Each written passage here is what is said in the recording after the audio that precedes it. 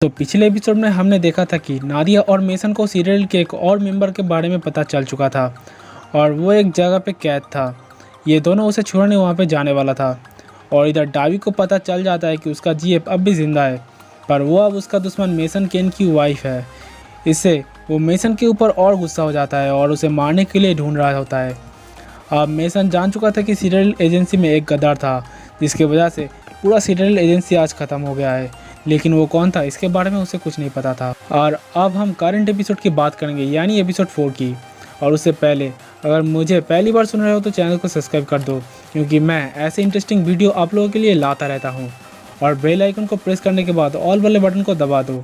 और अगर आपने सीरियल की पिछले वाले एपिसोड को मिस कर दिया है तो डिस्क्रिप्शन के लिंक में जाके या फिर मेरे चैनल में जाके उन सारे वीडियोज़ को चेकआउट कर सकते हो। तो लेट्स स्टार्ट।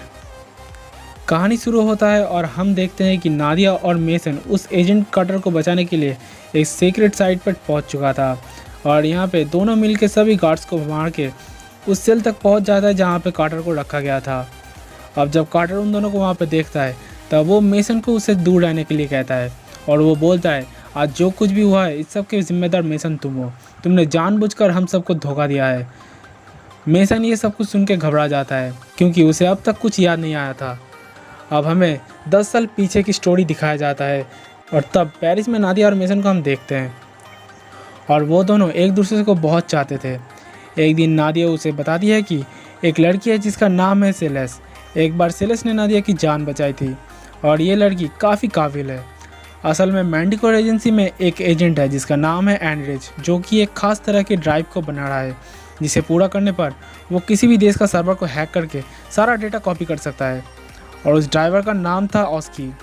नादिया सेलेस को एंड्रिज की जीएफ बना के उसे उस ऑस्की की चोरी करवाना चाहता था, पर मेसन सेलेस को इस काम के लिए इतना ज़्यादा काबिल नहीं समझता था और उसे ऐसा लगता है कि ये लड़की ये काम नहीं कर पाएगी। पर नादिया को उस पर पूरा विश्वास होता है और इसीलिए ना चाहते हुए भी मेसन उसे मिशन पर भेजने पर राजी हो जाता है। सेलेस को एक नई नाम दिया जाता है ब्रायल और वो अपनी पहचान छुपा के एंड्रिज की करीब जाने की कोशिश करता है और कुछ ही दिनों में वो दोनों एक दूसरे की बहुत करीब हो जाता है। और अब जब सेलेस को यह एहसास हो जाता है कि एंड्रिज उस पर ऊपर पूरे तरह से विश्वास करने लगा है, तब वो एक दिन मौका देख के वो चोरी छुपे लैब में घुस जाती है और असली ऑस्की को लेके उसके जगह पे नकली ऑस्की को रख देती है। और जब वो टॉयलेट पर असली ऑस्की को छुपा रही थी तब एंड्रिज उसे देख लेती है और वो सेलेस पर हमला कर देता है। पर बहुत लड़ने के बाद आखिर में एंड्रिज को सेलेस बेहोश कर देता है। पिछले कुछ दिनों से सेलेस ने मेसन का कॉल उठाना बंद कर दिया था, इसीलिए मेसन उस जगह पे आर्मी भेज देता है और आर्मी सेलेस और एंड्रिज को पकड़ के हेडक्वार्टर ले आता है। इस बैग में सेलेस ने ऑस्की को रखा था, उस बैग में एजेंट्स को कुछ नहीं मिलता, इसलिए मेसन सेलेस पे शक करने लगता है और वो यही सोचता है कि सेलेस ने उस ऑस्की को कहीं और बेच दिया है ताकि वो अपनी भाई को पैसा भेज सके। ये सब आरोप जब सेलेस सुनता है तब वो बहुत गुस्सा हो जाती है।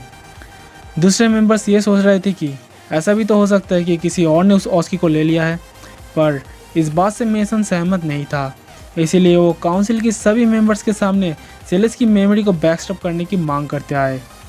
अब हेड काउंसिल ये कहता है कि बैकस्टॉप पे अभी भी काम चालू है और इसकी इजाज़त मैं नहीं दे सकती, पर मेसन कहता है कि मैंडिकोर के लोग इसके पीछे ज़रूर आएंगे और हमें अगर इसे छोड़ दिया तो सीरियल की राज सबको बता देगी।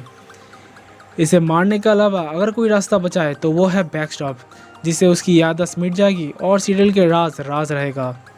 और बाद में अगर हमें पता चलता है कि वो नॉट गिल्टी था तब हम उसकी याददाश्त उसे वापस लौटा देंगे और तब तक के लिए उसे एक दूसरी जगह पे शिफ्ट कर देंगे और ये काम हम अनऑफिशियली करेंगे। और जब ये बात सेलेस को बताया जाता है तब वो मजबूरन इस काम के लिए राजी हो जाता है, क्योंकि अगर वो ना बोलता तो उसे मरना पड़ता। अब बैकस्टॉप शुरू किया जाता है और उसे एक सेफ हाउस में भेज दिया जाता है। नादिया से इस बैकस्टॉप के बात को सभी लोग छुपा के रखता है। सेलेस को दूर भेजने के बाद मेसन उसकी याददाश्त वाली इंजेक्शन को तोड़ देना चाहता था ताकि सेलेस की याद उसे कभी वापस ना मिल सके। बर्नार्ड उसे इस बारे में दोबारा सोचने के लिए कहता है, पर मेसन उसकी फैसले पर अड़ा रहता है और उस हाथ से निकल जाता है। अब कुछ ही दिनों बाद कार्टर मेसन से बात करने आता है। कार्टर उसे बताता है कि उस दिन ऑस्की को डाविक नहीं छुड़ाया था और ना ही सेलेस ने लिया था और ये बात तुम अच्छे से जानते हो, क्यों है ना मेसन? मेसन, मैं तुम्हें 10 साल से जानता हूँ, तुम्हारे सोचने का तरीका, लेकिन इस बार मुझे ऐसा लगा था कि ये मेसन को मैं नहीं जानता। ये बिल्कुल अलग है। पहले मुझे लगा था कि ये हालत की वजह से है। फिर मैंने सर्वर्स चेक किया और वहाँ मैंने देखा कि एक सीक्रेट ऑर्डर दिया गया है उस टीम की हेड को, जो कि सिलेस और एंडिस को यहाँ पे ले आया था। और ऑर्डर ये था, चुपचाप उस ऑस्की को डिलीवर कर देना। और मैं जानता हूँ वो ऑर्डर किसने दिया था। वो ऑर्डर और कोई नहीं बल्कि नादिया ही दिया था। तुमने सेलिस को बैकस्टॉप किया, इसलिए नहीं कि तुम उस पर शक करते हो, बल्कि इसलिए ताकि तुम सच को छुपा सको और बचा सको नादिया को, ये जानते हुए भी कि वो एक गद्दार है। ये सब कुछ तुमने किया है क्योंकि तुम नादिया से प्यार करते हो। अब यह सब सुनने के बाद मेसन उसे चुप हो जाने के लिए कहता है, क्योंकि मेसन ने आज से पहले कभी भी गलत काम नहीं किया था। अब यहाँ से हमें वापस प्रेजेंट टाइम में लाया जाता है, जहाँ पे मेसन कार्टर की इस बात को सुन के चौंक जाता है और हमें पता चलता है कि जो एजेंट गद्दारी किया था वो और कोई नहीं बल्कि नादिया ही थी। और इसी के साथ एपिसोड 4 यहीं पे ख़त्म हो जाता है। आपको एपिसोड 4 कैसा लगा कमेंट सेक्शन में ज़रूर बताना, and don't forget to subscribe my channel.